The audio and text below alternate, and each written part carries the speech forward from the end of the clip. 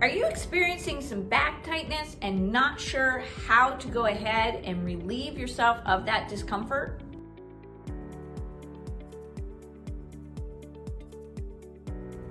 Hey everyone, it's Dr. Heather here, and that's exactly what we're going to do in this section on myofascial work using that foam roller. Last time we took a look at the neck. Now we're going to actually kind of take a look more at that mid-back area and how to go ahead and use some of those myofascial tools that we have in our bag to break down that tissue. So what we're going to do is we're going to start taking a look at essentially, and as always, here's my friend Mr. Super Skeleton. We're going to be looking at this area right here, which is right in between those shoulder blades. A lot of us experience tension in this area simply because we're at a computer desk all day long, we're stuck in meetings, or even if you're driving to and from work as well. Now, for some of my women, you may be experiencing more of this mid-back tension. One, you might be pregnant at the time where the breast will have increased in size, or maybe you're also just a little bit more chest heavy and the shoulders have gone ahead and rolled forward, allowing for this area to kind of really atrophy, and now you're experiencing more tension. So like always, if you haven't subscribed to the channel, please go ahead and do so. And if you haven't seen some of the other videos on how to break down the tissue, we're going kind of step by step, various areas of the body. We've done the neck, now we're hitting the mid-back.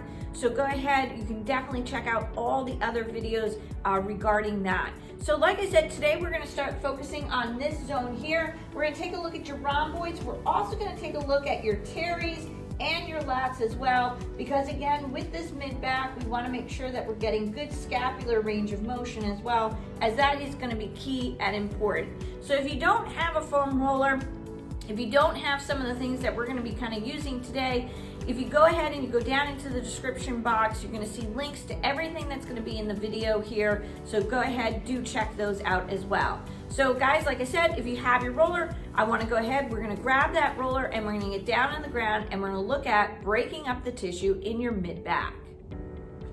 Now, in some of my other videos, I have talked about how to kind of do various things, in terms of breaking down the soft tissue into the scapular area and the thoracic spine, which is your mid-back.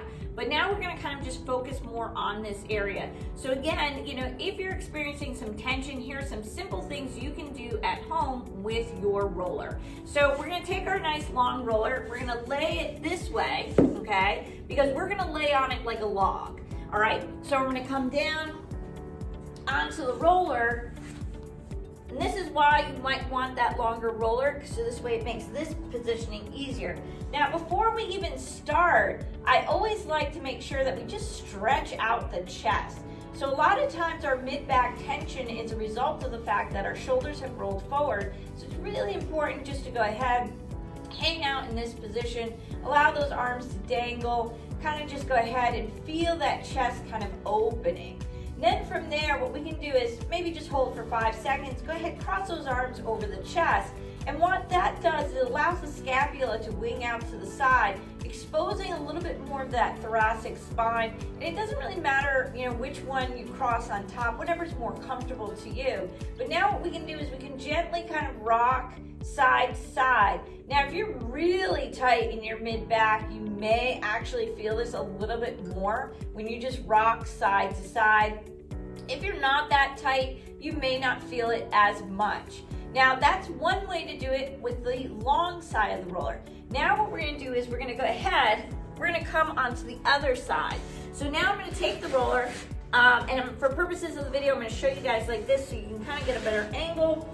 And now what I'm going to do is I'm going to place the roller essentially right where bra line would be, cross my arms over the chest, lift my hips off the ground, and I'm bringing it up to pretty much the spine of the scapula, which is a bony landmark. And you can see it in the description. You can see it on the diagram right there. There's that landmark. We're just kind of going up and down on the spine. Now, if you're really tight in your mid-back, you may hear some cavitation. You might hear some of that popping. That's all good. That's just movement of the spine. So that's a really nice release. And then what you can do is you actually can lean. So you lift up. Notice that I'm lifting up my right side, and I'm really now leaning into that left scap area, trying to hit not just my mid-back in terms of my rhomboids, but also starting to get into my subscap And again, I can come over onto the other side as well and really digging it out. Like I mentioned, when you're doing your mid-back, you do want to go ahead and really work in that scapular area, because that's going to be key, that's going to be important for you guys, especially if you're sitting at a desk all day, or like I said, you know, you're a little bit more on the chest heavier side, or you're just more prone to that anterior posture. Now the last one is to kind of go ahead and attack the lats a little bit more. So that one, what we're going to do is we're going to lay on our side. Now I'm going to kind of lay on my side, top leg is going to come over, my arm is out just like so. Now notice I lean back just a little bit. Now right off the bat, you may feel this as a trigger point area. It can be very sensitive for a lot of people. It's not something that's always going to be comfortable. You can also feel some numbness, tingling in the fingers. That's just because you're hitting a little bit of the axial nerve. Totally fine, don't stress.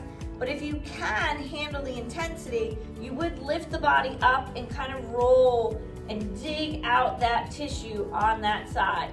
Again, this one's going to be probably the most sensitive because again, you're hitting that lat, you're hitting a little bit of that teres minor section of that part of the scap. And again, that is going to be key to relieving that mid-back pain for you, because we really want to get that scapula area moving and functioning and firing better. So there you have it. We've gone ahead, used our foam roller now to break up that mid-back area, which is going to really start helping relieve that area as well. And if you haven't checked out the neck video, go ahead and do so, because that's going to be important as well, because that's where we address actually the trap, which will be a key component also for that mid-back area.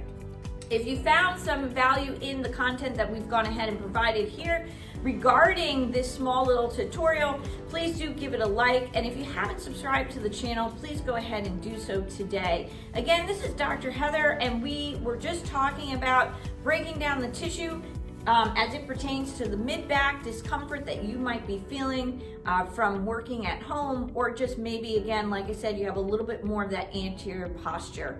All right, everyone, have a great day.